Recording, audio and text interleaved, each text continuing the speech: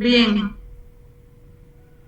entonces quedamos en que el sodio cuando desciende por debajo de 125 miliequivalentes por litro es fatal, es muy peligroso. Hay que, siempre los valores muy bajos son extremadamente peligrosos y en el caso del potasio, los dos son malos. Entonces ya habíamos visto la hiponatremia y la isotónica, donde les hablaba que hay un problema con hipertensión intracraneal. Podemos tener los problemas de la insuficiencia renal, la cirrosis, el edema, porque el edema se va a presentar por el acúmulo de sodio dentro de la célula y que estamos perdiendo proteínas en orina, sobre todo la albúmina, ¿ya? Pero el edema se da por un incremento de sodio en el organismo.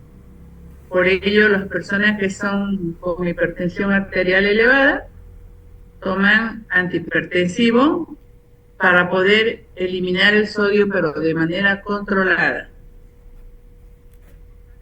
El potasio, entonces, junto con el sodio, regulan el balance del agua y el ácido base en la sangre y en los tejidos. Aquí es súper importante el potasio, el sodio y el cloruro. La concentración del potasio es, sí, Pedriel.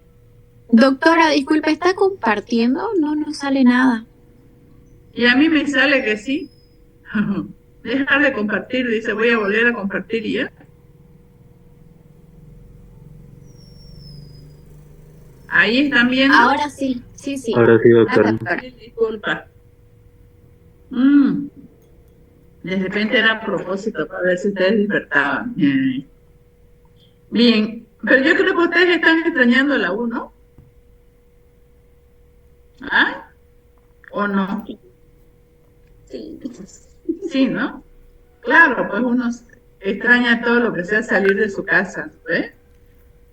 Pero ahorita la situación está tan extrema que ojalá no dure más de una semana esto, ¿no? De los virtuales, porque ahora lo ha decretado el gobierno ya, ¿no? Y el día que lo decretó el señor vicefector, ¿cuándo lo decretó? ¿El martes? El martes creo, ¿no? Le dieron palo en las redes, ¿no? Que se había precipitado, no, el jueves, el miércoles lo ha decretado, ¿no? Nos dieron palo, ¿no? Porque decían que era una actitud demasiado apresurada la que había tomado la universidad. Y ahorita lo ha dado el gobierno, hasta en las entidades públicas y privadas, ¿no? Todo el mundo tiene que trabajar, dice virtual, ¿no? Pero nosotros estamos en lo administrativo normal, pero por lo menos ustedes están en su casa. Bien, entonces la concentración de potasio es 30 veces mayor dentro de la célula y el sodio solo 10 veces mayor, ¿ya? Solo 10, o sea, es 30 más 10. Estas diferencias de concentraciones generan un gradiente electroquímico que se llama como potencial de membrana. ¿Qué hace este potencial de membrana? Hace que el sodio se mueva hacia adentro de la célula y el potasio salga. Este potencial eléctrico ayuda a generar contracciones musculares, ayuda al impulso nervioso y regula la función cardíaca. Aquí está el peligro, ¿no? Cuando se pierde este equilibrio de concentraciones y el potasio empieza a subir o el sodio empieza a bajar, ya no existe el mismo potencial para la contracción. El 98% del potasio del organismo se sitúa en el interior de la célula, sobre todo en los músculos, a nivel de hígado, de hueso y de electrolitos. Aquí está el problema, ¿no? En el balance interior del potasio tenemos hormonas que lo controlan o lo regulan, como ser la insulina, los antagonistas beta-adrenérgicos o los mineralcorticoides. ¿Qué hacen estos elementos? Estas hormonas aumentan la captura celular del potasio, aumentando primitivamente la actividad del sodio-potasio ATPase. Entonces, este balance interno para que se produzca la regulación y los cambios de presión está dado por ciertos tipos de hormonas. ¿Cuáles son esas hormonas? La insulina, los beta-adrenérgicos y los mineralcorticoides. cambio, los agonistas alfa-adrenérgicos y los glucocorticoides inhiben la captura celular del potasio, porque aquí habíamos dicho que estos beta-adrenérgicos aumentan la captura y los alfa-adrenérgicos es aquí, los glucocorticoides inhiben la captura del potasio, ¿sí? Los factores no hormonales es la acidosis causada por ácidos minerales, el aumento del volumen celular y la hipertonicidad extracelular favorecen que salga el potasio de la célula. La acidosis favorece, por ello es que una acidosis metabólica, por ejemplo, siempre va a tener un potasio elevado. Justamente aquí está la respuesta, ¿ya? Cuando es causada por la acidosis, por los ácidos minerales, aumenta el volumen celular, da una hipertonicidad celular y sale el potasio. Cuando se modifica este estado ácido-base y la tonicidad del plasma, se modifica la captura celular y tenemos una alcalosis, que es aumentar la transferencia del potasio del extracelular hacia el interior de la célula, ¿no? En el balance externo del potasio, su principal vía de ingreso es el intestino. La totalidad del potasio ingerido se debe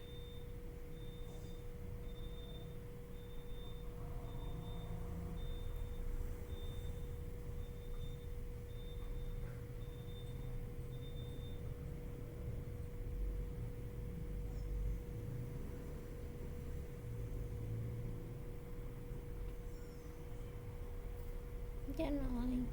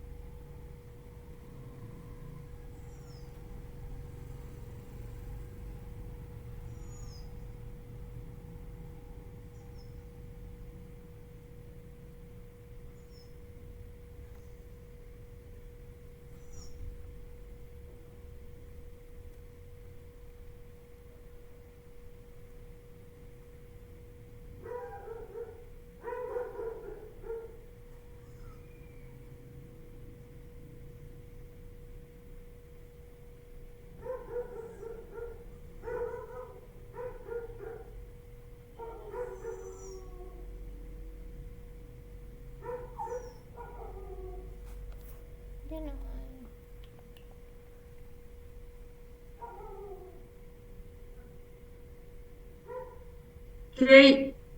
Qué increíble, chicos. Me saca sin opción al reclamo. Y me rebota. Y eso que mega, ¿no? Imagínense, porque todo esto es muy cerrado. Imagínense si estuviera como el wifi de la oficina, no agarra. Disculpar, chicos, yo creo que ya no va a haber presencial la otra semana. Bien, estaba diciendo que aquí tenemos el sistema. ¿Me están viendo, no? Sí, doctora. Sí, doctora, sí. Yeah. Estábamos diciendo que el 90 al 98% se ingiere e interviene en mecanismos renales como túbulo colector y el túbulo distal. Pueden haber situaciones de menor ingestión y de mayor excreción y el movimiento o lo que pasa dentro de la célula. Por ejemplo, menor ingestión, la fase oral, sobre todo en los ancianos, la parenteral o los desórdenes alimentarios como anorexia y bulimia dan hipocalemia. Esto es peligroso en ese tipo de personas, ¿sí? La falta de magnesio. El magnesio es fundamental para mantener adecuada la bomba de sodio y potasio. Es bueno consumir el magnesio. Sobre todo a ustedes les gusta comer los frutos de girasol, esas cosas traen magnesio. Pero podemos tener excreciones de potasio aumentada en los casos renales, por ejemplo, cuando usamos diuréticos, sobre todo los tiacídicos, los ASA o los osmóticos, los medicamentos que son nefrotóxicos, uno de ellos ha descubierto que se consume muchísimo, no es el ibuprofeno, el diclofenaco. Antibióticos como penicilina en altas dosis, la carbenicilina, que se toma muchísimo para las situaciones de convulsiones, medicamentos de uso quimioterápico como la cisplatino o broncodilatadores como la teofilina en los casos de asma y de bronquitis. En todas las fases diuréticas de la renal aguda viene una mayor expresión en el exceso de los mineralocorticoides, como en los casos de la aldosterona y el síndrome de Cushing, en los casos de acidosis tubular, y también tenemos las fases intrarrenales con pérdidas de potasio gástrico, como frecuente esto, diarrea, abuso de laxantes, vómitos, aspiraciones, sudores excesivos. Cuando tenemos un movimiento transcelular del potasio, en la alcalosis, luego de las administraciones de insulina, los consumos de los beta-adrenérgicos, la síndrome de realimentación, cuando las personas entran, por ejemplo, de una huelga de hambre, de una bulimia, o las proliferaciones rápidas, ¿no?, celulares. Y la hipocalemia tiene una clínica que puede ser asintomática y la asintomática. La asintomática causa la hiperpolarización de membranas plasmáticas, ocasionando que disminuye su excitabilidad. Entre los síntomas tenemos trastornos del funcionamiento neuromuscular, debilidad muscular, estreñimiento, ileoparalítico o arritmia cardíaca. Por ejemplo, una persona que pierda mucho potasio en orina, con seguridad va a tener estas alteraciones. Y sobre todo la arritmia cardíaca, que es severa. Cuando los valores de potasio están altos, hipercalemia, superiores a 5.5 milimoles por litro, tenemos la ingesta excesiva de potasio, la disminución de la excreción de potasio, o cuando el potasio intracelular pasa hacia el espacio extracelular. Esto es cuando se incrementa, ¿sí, no? Pocas veces se va a incrementar, a no ser cuando pasa al extracelular por alteraciones de acumulaciones, líquidos, etc. ¿Qué siente la persona? Debilidad muscular, parálisis muscular temporaria, hormigueo o adormecimiento de los miembros inferiores, malestares gastrointestinales con úlceras por suplementos de potasio y palpitaciones y arritmia cardíaca. Normalmente la persona va al médico, ¿por qué? Porque padece de una arritmia cardíaca muy severa, que lo despierta, que no lo deja dormir, que hace alguna actividad física y viene la arritmia cardíaca, o por este hormigueo. Después la parálisis, bueno, dice, estoy cansada, me duelen las piernas, pero en realidad son manifestaciones clínicas de ese tipo de cuadros, ¿bien? Una unidad mal compatibilizada de sangre que sufre una rápida hemólisis libera hasta 40 milimoles de potasio en la persona y le va a producir un incremento en el líquido extracelular y se llama hiperpotasemia. Y si ustedes sacan sangre para hacer el electrolito en esa persona, con seguridad van a sacar el extracelular y les va a dar un potasio demasiado alto y quedan 8 y dice, uy, está alto, pero no. El médico le va a decir, vuélvale a sacar por favor sangre porque ese es un potasio extracelular. Entonces es absorbido en los segmentos proximales del tracto intestinal, filtrado en el ultrafiltrado plasmático y absorbido casi por completo en el proximal. La secreción activa en el túbulo distal restablece el potasio que se excreta en la orina a través de intercambios de iones por ion hidróneo o por el ion potasio, o sea, intercambia. Sale un ion hidróneo, incrementa un ion potasio, o sale un potasio y entra un ion hidróneo. Esta actividad de competición está sujeta a diferentes mecanismos reguladores del equilibrio ácido-base. Aquí tenemos el falso incremento del potasio, en la hemólisis, en el retraso cuando separan los sueros en laboratorio, la contaminación con anticoagulante, el EDTA, por ejemplo, que se utilice. Bueno, pero para hacer electrolitos lo ideal es utilizar suero, coágulo, o sea, sin suero, sin anticoagulante, perdón. Pero si estamos haciendo una gasometría, tiene que hacer con un anticoagulante como un fluoruro de litio, por ejemplo, no que tenga el EDTA porque les produce el incremento. Causa de leucemias, trombosis o la presencia de células sanguíneas anormales. Cuando hablamos de ingesta excesiva puede ser oral, cuando se toma el medicamento, cuando se me lo colocan por vena o cuando me hacen una transfusión.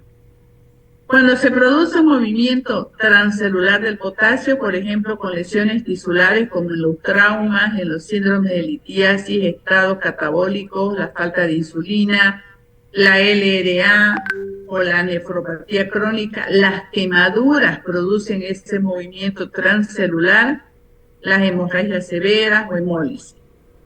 Y también la presencia de ciertos tipos de diuréticos o ahorradores de potasio que permiten que se disminuya la expresión, como los que son los convertidores de la angiotensina ISA, los antiinflamatorios no esteroides como el AINE, el uso de ciclos, o sea, ciclosporina, litio.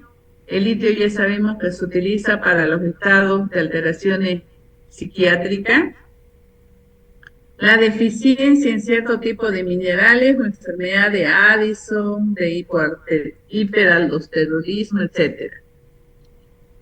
La hipocalemia es menos común, pero es muy peligrosa. ¿Por qué hace descender el potencial de transmembrana en reposo? Acorta el potencial de acción cardíaca y aumenta la velocidad de la repolarización. Esto hace su peligro. Hace que descienda el potencial transmembrana cuando está en reposo, acorta el potencial que tiene de acción cardíaca y aumenta la velocidad de la repolarización. Sus valores superiores de 6,5 a 7 milimoles por litro.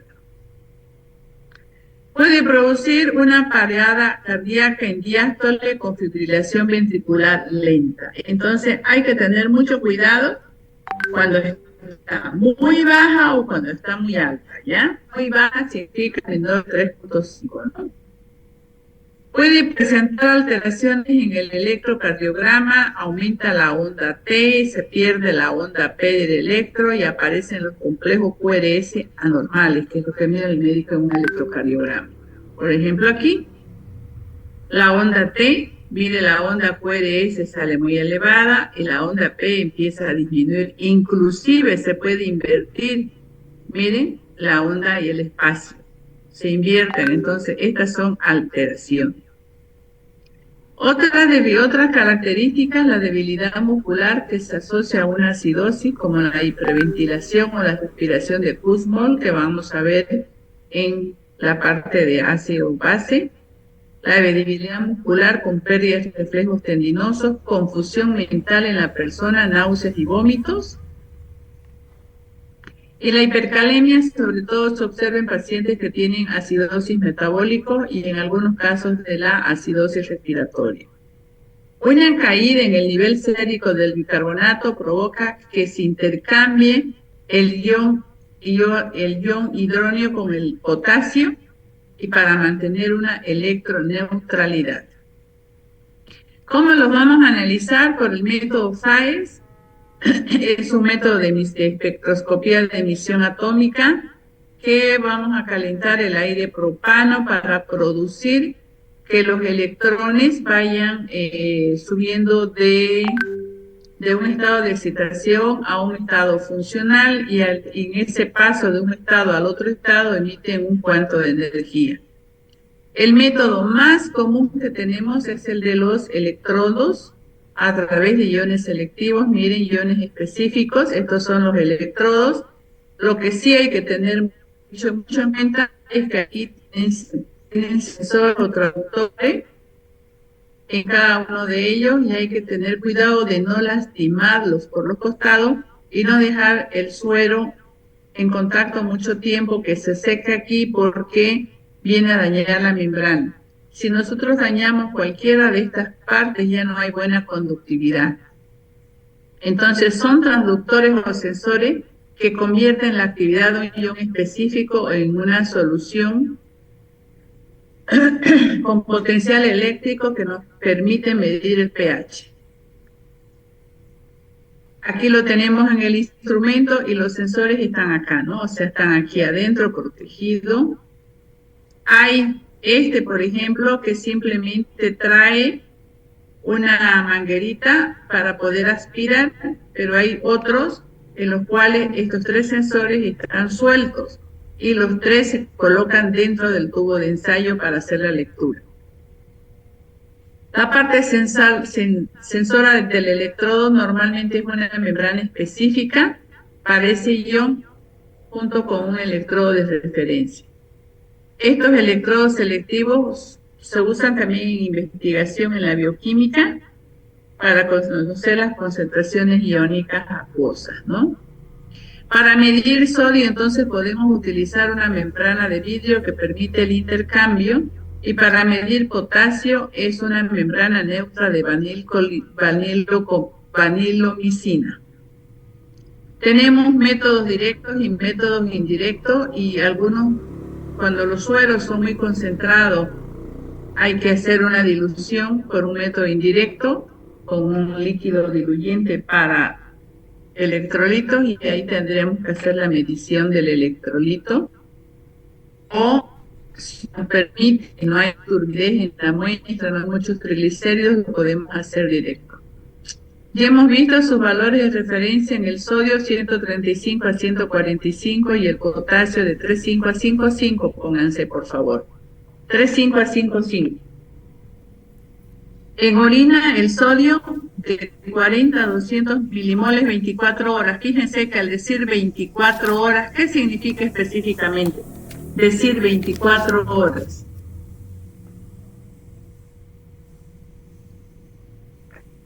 Chicos, ¿qué significa? 24 horas. Colecta de orina en 24 horas, ¿ya? Si dijera 40 a 220 milimoles 12 horas, significa que la orina es colectada en 12 horas, pero la norma lo pide 24 horas. No se hace electrolitos en orina del momento, tiene que ser concentrada. Pero sí se puede hacer electrolitos del sudor. Por ejemplo, en los casos de que hay trastornos hormonales y que la persona tiene excesiva transpiración, se limpia bien la mano, papel, asepsia, todo, y la persona tiene que retener en su mano esa sudoración, y de ahí se saca ese sudor con micropipetas y se coloca en un tubo de ensayo para poder hacer el análisis, ¿ya? En personas sanas, la excreción depende de la ingesta y de la hidratación. En las personas que tienen patología dependerá del estado ácido-base, de la hemodinamia, de los procesos patológicos y de los fármacos.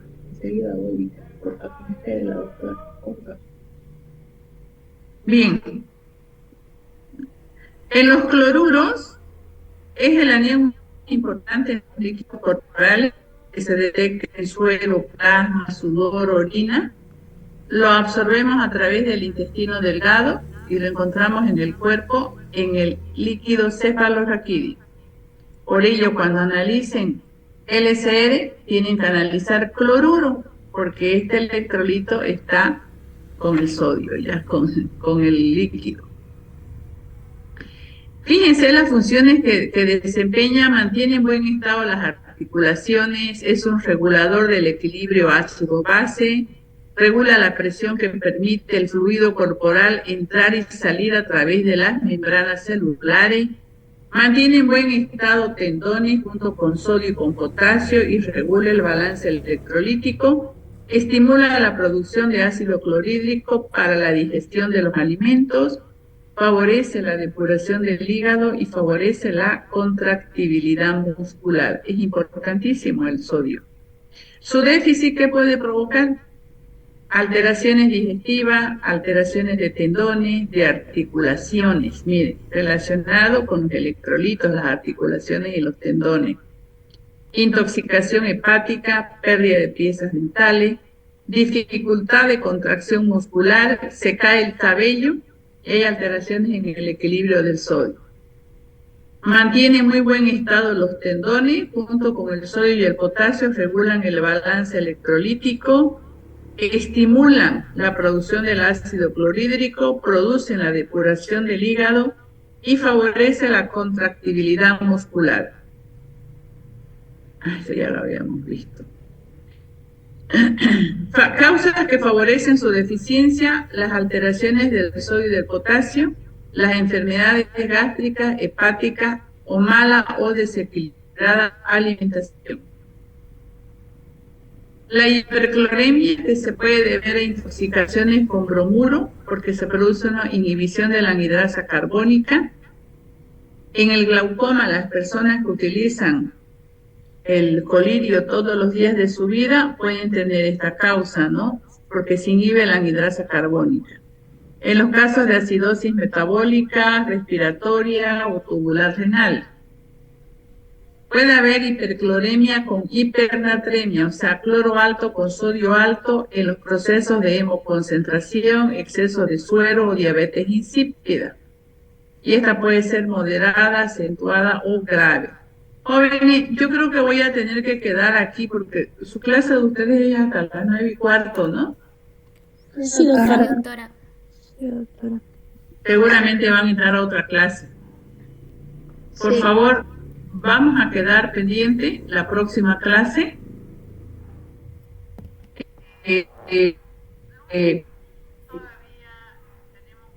Lunes, pero vamos a ver qué pasa en el lapso de esta semana, porque va a haber una reunión lunes que nos llaman a los directores de carrera para ver qué es lo que se va a hacer. Bueno, estén pendientes.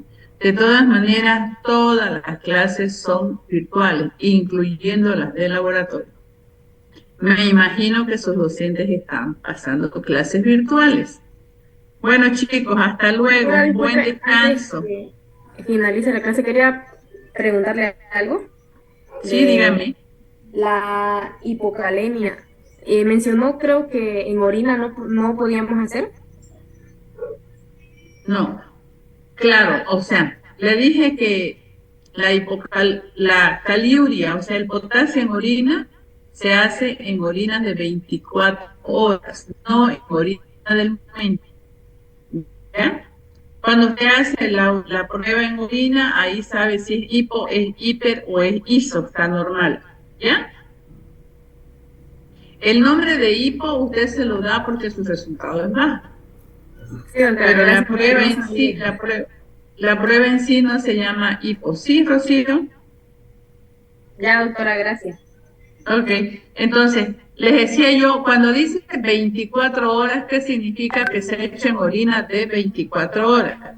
Este tipo de prueba no es prudente hacerla en orina del momento, eso es lo que me refería. Hola, Solo en orina concentrada. Bueno, hola.